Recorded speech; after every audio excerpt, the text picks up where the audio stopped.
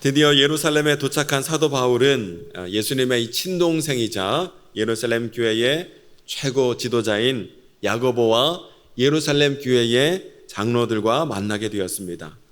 그리고 선교 여행 가운데 하나님께서 어떠한 일을 행하셨는지, 어떻게 하나님이 역사하셨는지, 이방인들이 어떻게 예수님을 믿고 구원받은 하나님의 자녀가 되었는지 그 모든 일들을 다 보고를 하였습니다. 그랬더니 이 사도 바울의 선교 보고를 들은 야고보와 예루살렘 장로들이 뭐라고 얘기를 했냐면 20절에 보니까 이렇게 말씀하고 있습니다. 그들이 듣고 하나님께 영광을 돌리고 바울더러 이르되 형제여 그대도 보는 바에 유대인 중에 믿는 자 수만 명이 있으니 다 율법의 열성을 가진 자라, 이렇게 얘기하고 있는 것을 보게 되지요. 사도 바울의 선교 보고를 들은 예루살렘 교회 지도자는 먼저 하나님 앞에 영광을 돌리지 않을 수 없었죠. 그래서 제일 먼저 하나님 앞에 감사합니다, 주님 찬양합니다, 하나님 영광 받아주옵소서, 하나님 앞에 먼저 영광을 돌렸지요. 그리고 나서 야고보는요, 사도 바울에게 한 가지 걱정되고 우려되는 바를 이야기하기 시작합니다. 21절에 보니까 이렇게 기록되어 있는데 21절 함께 읽어보실까요? 21절 시작. 내가 이방에 있는 모든 유대인을 가르치되 모세를 배반하고 아들들에게 할례를 행하지 말고 또 관습을 지키지 말라 한다함을 그들이 들었도다. 무슨 말씀입니까? 당시 예루살렘 교회는 유대인들이 중심된 교회로서 수많은 유대인들이, 수만 명이나 되는 유대인들이 예수님을 믿고 신앙생활은 하고 있었지만 그들의 신앙생활의 중심은 여전히 모세 율법이었어요. 유대의 전통이었다는 것이에요. 그런데 그런 유대인들이 사도 바울에 대해서 이야기를 듣기를, 사도 바울은 이방인 선교는 지금 탁월하게 잘 감당하였는데, 그런데 그 사도 바울이 이방인들에게 뭐라고 가르치는가? 모세 율법을 따를 필요가 없습니다, 할례도 행할 필요가 없습니다 하려고 하고 가르친다더라 하는 얘기를 이 예루살렘 교회 유대 기독교인들이 들은 거예요. 근데 만약 그것이 사실이라면 예루살렘 교회 유대 기독교인들에게 있어서 사도 바울은 환영받을 사람이 아니에요. 환영할 사람이 아니에요. 오히려 배척하고 쫓아내야 될 사람이 되어버리기 때문에 야고보와 교회 장로들은 이것이 걱정되어서 지금 사도 바울에게 이러한 분위기, 이러한 상황을 지금 기뜸해주고 있는 것을 보게 되지요. 아닌 게 아니라 우리가 잘 아는 바와 같이 사도 바울은요, 선교 여행을 하는 내내 유대인들과, 특별히 강성 유대인들과 늘 부딪히는 일이 많았어요. 사도 바울은 복음을 전할 때 육신의 할례가 중요한 게 아닙니다. 마음의 할례를 하는 것이 중요한 것입니다. 율법의 의로는 절대로 우리가 의롭게 될 수 없고 구원을 받을 수 없으되 오직 믿음으로만 의롭게 되는 것이고 믿음으로 우리가 구원을 받게 되는 것입니다. 이렇게 십자가 복음의 진리를 전해왔기 때문에 어디를 가나 사상건건 이 유대인들과 마찰과 충돌을 피할 수가 없었어요. 여러분, 유대인들에게 있어서 이 할례와 율법은요, 그 무엇과도 바꿀 수 없는 생명과도 같은 것이었어요. 비록 예수 그리스도를 믿는 믿음으로 신앙생활은 하고 있었지만 율법과 할례 없는 신앙생활은 유대 기독교인들에게는 결코 상상할 수 없는 것이었어요. 아브라함 이래로 할례는, 모세 이래로 율법은 유대 기독교인들에게 있어서, 유대인들에게 있어서 생명과도 같은, 삶의 전부와도 같은 것이기에 이들이 주님을 믿는 신앙생활은 하고 있었지만 율법과 할례는 그들에게 있어서 너무나 소중한 그 무엇이었다라는 것이죠. 그러나 여러분, 이방인들에게 있어서 율법과 할례가 구원을 받는 데 있어서 정연, 이방인들에게 있어서, 유대인들에게 있어서는 이 율법과 할례가 이렇게 중요한 것이었지만 이방인들에게 있어서는 율법과 할례가 그렇게 중요한 것이 아니었다는 것이, 구원을 받기 위해서는 예수 그리스도를 믿는 믿음이 중요한 것이지 율법과 할례를 열심히 지키는 행위로는 어떠한 구원도 받을 수 없는 것이기 때문에 사도 바울은 이 이방인들에게까지 그 율법의 짐을 메우도록 할 이유가 사도 바울에게는 전혀 없었다는 거예요. 때문에 얼마든지 이러한 사도 바울과 유대 기독교인들 사이에 갈등의 요소가 있었던 것이고, 야고보는 지금 그것을 걱정하고 우려하고 있었다는 것이죠. 그러나 사도 바울은요, 이러한 유대인들의 입장을 이해는 하고 있었어요. 자신도 한때 그들보다 더 열심히 있는 유대인이었기 때문에 그들에게 있어서 율법이 얼마나 소중하고 중요한 것인지 사도 바울은 이미 잘 알고 있었다는 것이죠. 그래서 16장에 보면 사도 바울은 디모데에게 할례를 하도록 권면까지 한 것을 보게 되죠. 만약 어머니가 유대인이었던 디모데가 할례를 받지 않는다면 유대인들이 바울과 디모데는 율법을 무시하는 자라 생각하는 가운데 바울과 디모데가 전하는 복음을 전혀 그들이 들으려 하지 않을 것이기 때문에 이 디모데에게 할례를 하도록 권면까지 했던 것이 사도 바울이었다는 것이에요. 이런 모든 상황, 바울과 유대 기독교 사이에 갈등의 요소가 있을 것이라는 이 모든 상황을 잘 알고 있었던 야고보는 때문에 바울에게 한 가지 대책을 제시하였습니다. 23절, 24절에 보면 어떤 대책을 제시했냐면 나실인으로서 하나님 앞에 서원한 4명의 사람이 있는데 사도 바울이 그들과 함께 성전에 들어가라는 거예요. 그리고 사도 바울이 모든 비용을 지불하는 가운데 그 사람들의 머리를 깎게 하라는 거예요. 그리고 거기서 다 같이 결례 의식을 행하라는 거예요.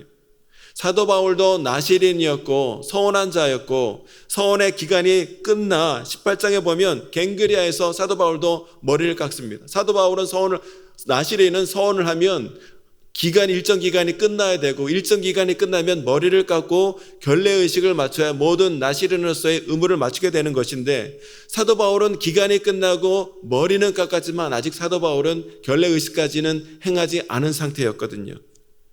그러니까 이렇게 그들과 함께 들어가 함께 결례를 행하여 유대인들에게 사도 바울도 율법을 준수하는 자라 하는 것을 증명해 보이면 이 갈등의 문제가 원만히 해결될 수 있을 것 같으니 사도 바울 선생이여 그렇게 하십시다 하고 야고보가 지금 사도 바울에게 그러한 타협안을 지금 제시하고 있는 거였어요. 나실인으로서 결례의식만 사도 바울이 제대로 행한다면 유대인들에게 쓸모없는 오해는 일으키지 않게 될 것이고 특별히 가난한 나실인을 위하여 비용을 지불해 주는 것 이거는 유대인들 사이에 최고의 경건한 행위로 여겨졌기 때문에 만약 사도 바울이 그렇게만 해준다면 율법도 무시하지 않고 지키지도 않는다는 유대인들의 오해와 충돌의 요소를 미연에 방지할 수 있을 것이니 그렇게 하자고 지금 타협안을 제시하고 있는 거였다는 것이죠. 야고보는 이렇게 지혜로운 방법으로 사도 바울에게 타협안을 제시합니다.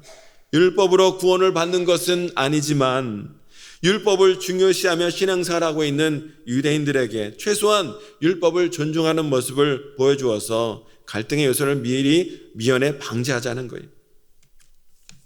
그런데 여러분, 이러한 야고보의 타협 제시를 사도 바울이 받아들였을까요? 사도 바울은요, 어떤 사람이었습니까? 평소에 단호하기로 소문난 사람이었어요. 자신을 유대 사회에 인도하고 자신을 어려울 때에 은혜를 베풀어 주던 사람이 바나바였는데 그 바나바와 1차 전도여행을 하면서 의견이 대립되자 그 바나바와 단호하게 결별까지 한 것이 바로 사도 바울 아니었습니까?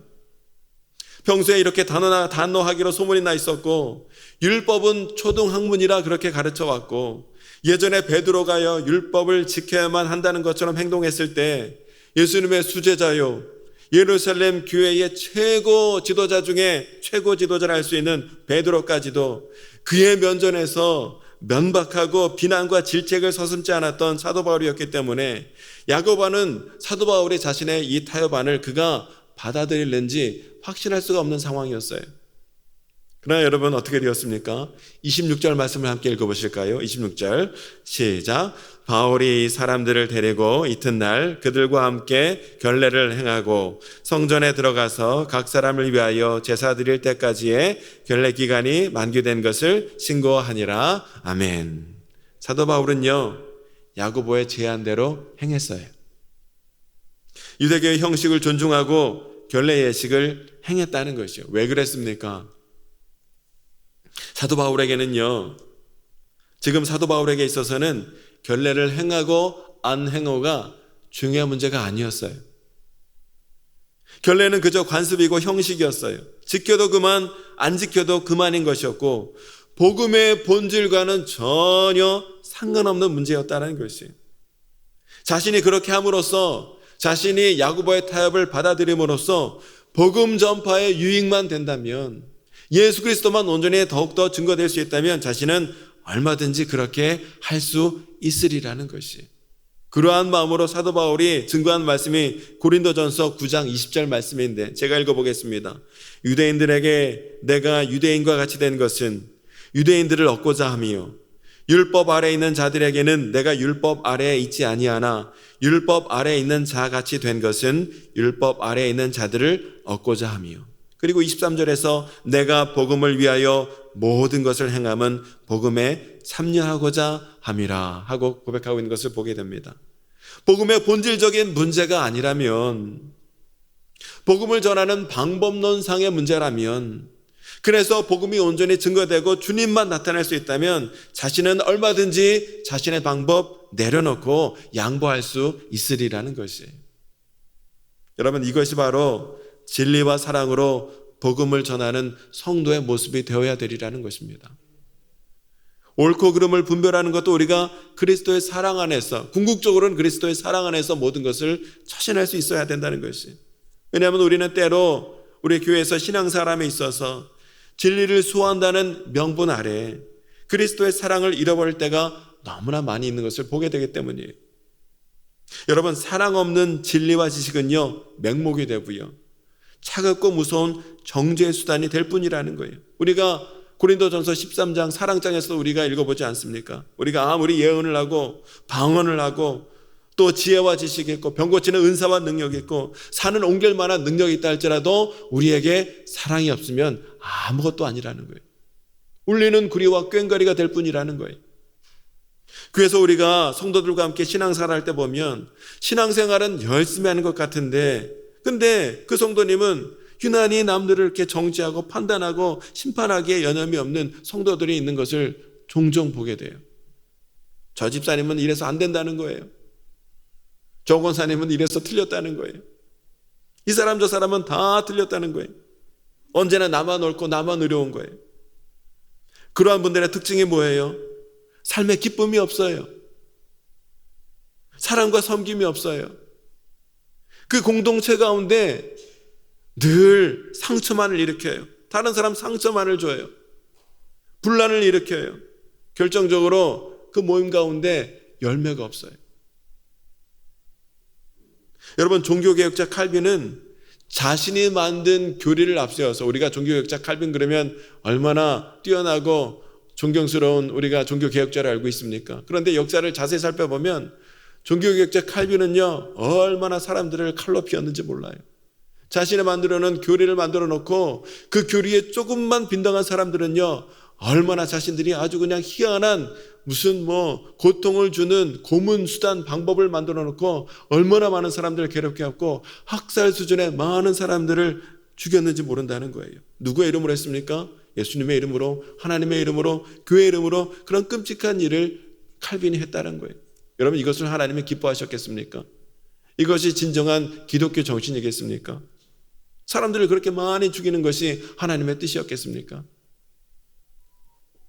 사도 바울은요, 에베소 교회 장로들에게 거짓 교사를 경계하십시오, 이단을 물리치십시오, 진리를 수호하십시오 당부를 했는데, 요한계시록에 보면 에베소 교회는 이 진리를 지키는 일에 탁월하게 능력을 감당하며 이 일을 잘 감당했어요.